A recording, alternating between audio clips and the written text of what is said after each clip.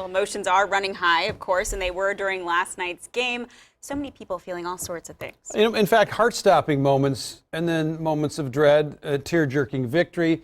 The matchup between the Vikings and the Saints definitely took an emotional toll and a physical toll on a lot of people. Fox 9's Maury Glover here now with that part of our story. This is real, Maury. I mean, people got really worked up. I got to admit, I even got a little choked up there. Many of the Vikings players were visibly emotional after their historic win over the New Orleans Saints, and it turns out they weren't alone. Steps into it, pass is caught! When Case Keenum threw a Hail Mary to Stephon Diggs to give the Vikings the last-second victory over the Saints, it wasn't just the crowd at U.S. Bank Stadium who went wild. Fans at the X couldn't contain their emotions when the Minneapolis Miracle played in the lobby before Sunday's Wild game. Social media is filled with videos of Vikings fans reacting to the game's improbable ending. The Vikings' victory was enough to make even grown men cry. It's kind of an opportunity that's socially accepted to yell, to cry, to scream, especially for our male population, and it's encouraged. And so I think it's a great opportunity that people can just let everything out there. Oh my God!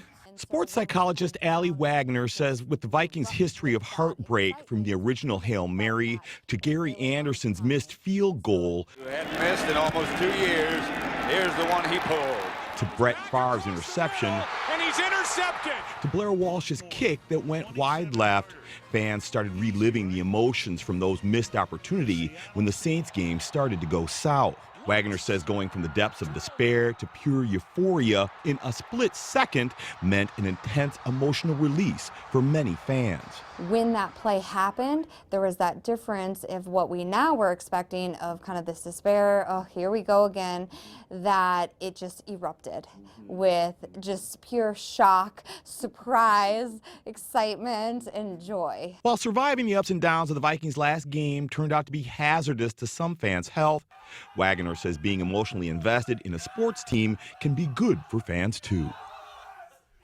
It helps us keep in the moment too. I think life can be really hard and we're always jumping to one thing to the next, but I think probably why that play was also amazing is we were in the present. We were there, and I think in life sometimes we're so thinking in the past or the future that being in that moment, we got to celebrate it.